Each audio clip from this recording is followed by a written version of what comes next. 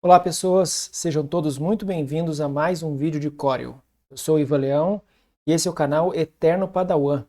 Hoje eu vou estar dando uma dica bem rápida aqui de como transformar um objeto bitmap, uma imagem bitmap, em vetor. É o processo de vetorizar.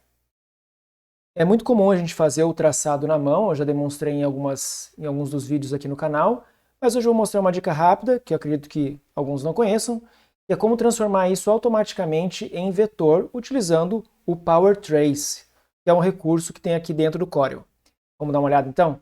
Então, primeiramente, essa imagem aqui, observando ela a uma certa distância, ela parece bem nítida. Ok, um bitmap, como a gente pode ver na barra de propriedades inferior, mas se a gente ampliar, fica nítido que não é uma imagem nítida, porque é um bitmap e conforme a gente aumenta, a gente consegue enxergar os pixels, né? Esse efeito pixelado, porque ele justamente não tem uma resolução muito alta. Beleza. Muitas vezes a gente precisa transformar esse desenho, um bitmap, em um vetor, justamente para ter uma resolução melhor, poder ampliar, e muitas vezes para fazer modificações. Por exemplo, colorir ou fazer algum tipo de edição nesse traçado. As aplicações podem ser diversas, então não vou nem entrar muito nesse detalhe. Vou mostrar rapidamente como fazer isso funcionar, né? Como é que funciona esse recurso aqui dentro do Corel. Então vou só deitar a página para a gente colocar um do lado do outro, arrastar aqui essa imagem, e depois eu vou colocar um do lado do outro aqui para comparar. Basta selecionar a imagem, a gente vai lá no menu Bitmaps, e a gente tem aqui as opções de rastreio.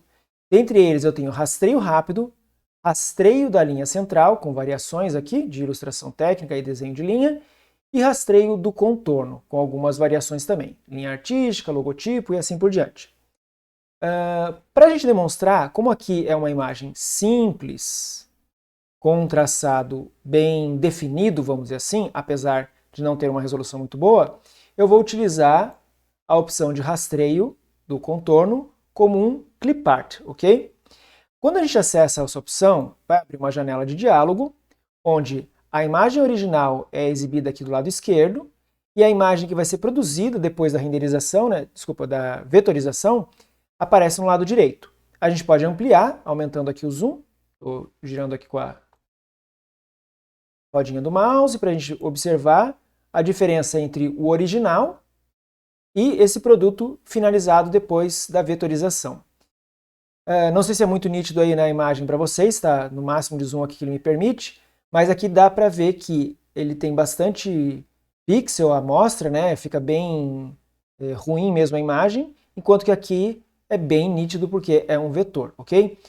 Alguns detalhes podem ser perdidos, né? Não fica tão preciso, tão exato, como por exemplo esses pequenos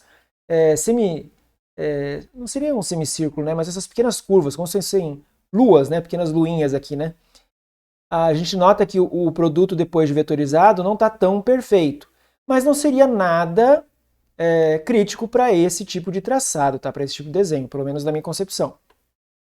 Aquela opção que a gente selecionou, que é do tipo contorno, clipart, a gente tem aqui e pode ser alterada aqui dentro da própria janela de diálogo, ou seja, eu selecionei pelo menu Bitmaps, mas eu posso vir aqui e alterar. Observem os controles que a gente tem aqui embaixo, ó, detalhe, suavização, suavidade do canto. Eu vou mudar de clipart para uma outra opção, como imagem de baixa qualidade. Vamos dar uma olhada. Ó. Aqui estava em 92, 25 e 0. Vamos ver se muda.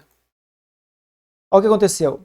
O primeiro recurso aqui, que é o detalhe, ele alterou para 43 e aqui a suavização está em 25 e a suavidade em 0.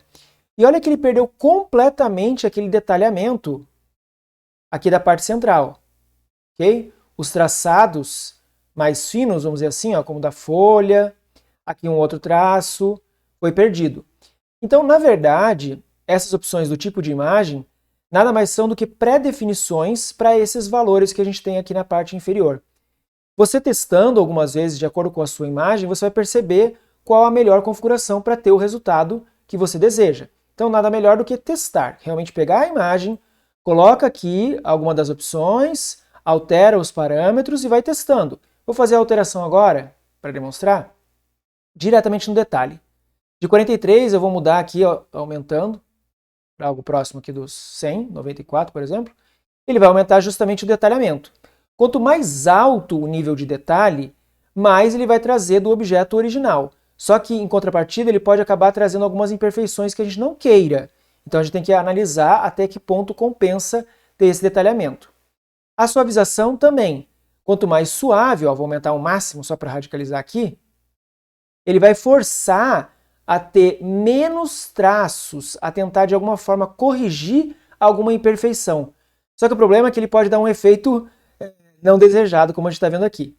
O mesmo acontece se a gente fizer aqui ao contrário, né? A suavização em 0, e aí ele vai realmente aparecer muitas imperfeições.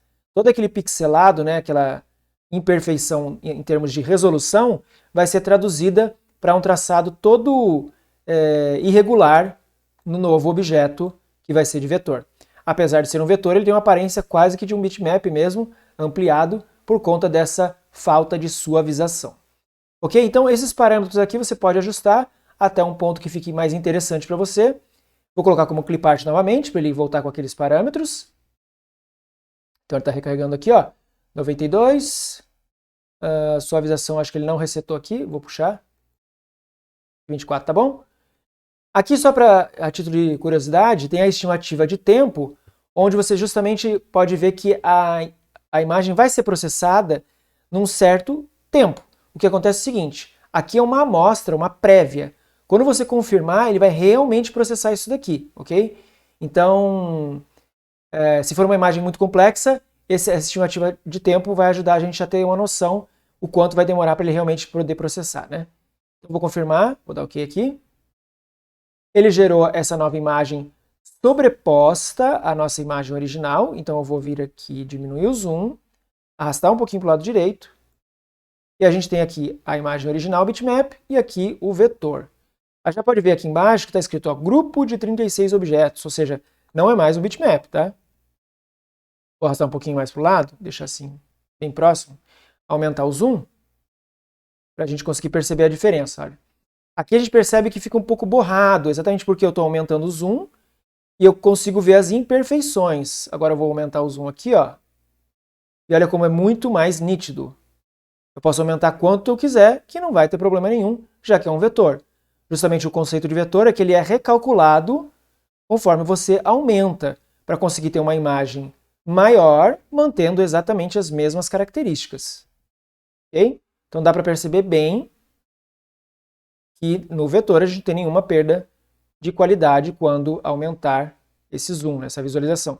Isso é muito útil justamente se você precisar imprimir ou exibir, mesmo que seja numa tela, né, a imagem ampliada. Imagina pegar isso aqui e mandar imprimir num outdoor, né? Você tem que colocar realmente essa imagem com 1 metro, 2 metros de altura. Vai ficar horrível, né? Vai aparecer todos esses pixels e obviamente não é o que a gente quer em algum tipo de arte que a gente esteja produzindo.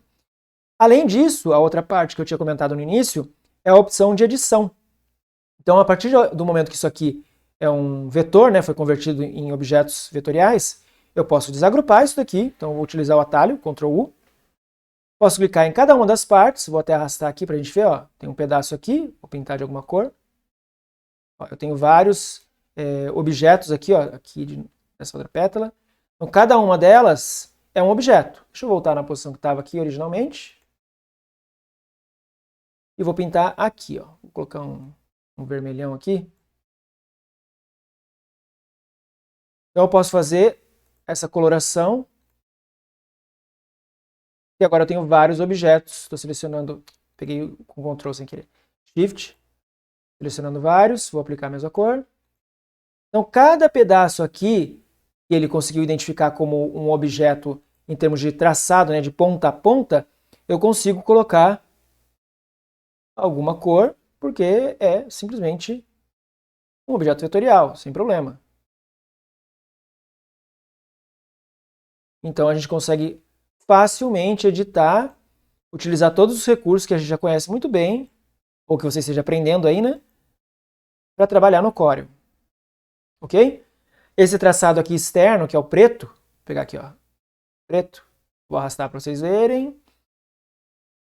Ele traçou ele inteirinho, né? Porque ele vai por detecção de similaridade, né? De cor. No caso aqui, todo o contorno aqui é preto. Então, do mesmo jeito, eu poderia colocar uma outra cor. Deixa eu voltar aqui. Se eu quiser fazer um... Vamos pôr essa cor aqui. Só para mostrar. Então, aqui, todo o contorno está aqui em preto. Beleza? Em preto não, desculpa.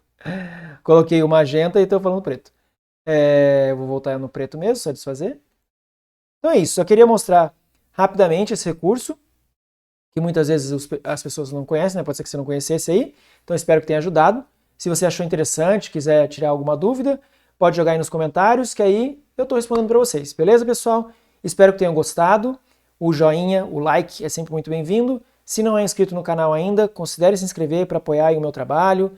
Indica para algum amigo, manda aí o link do vídeo ou do canal e a gente se vê no próximo vídeo. Obrigado!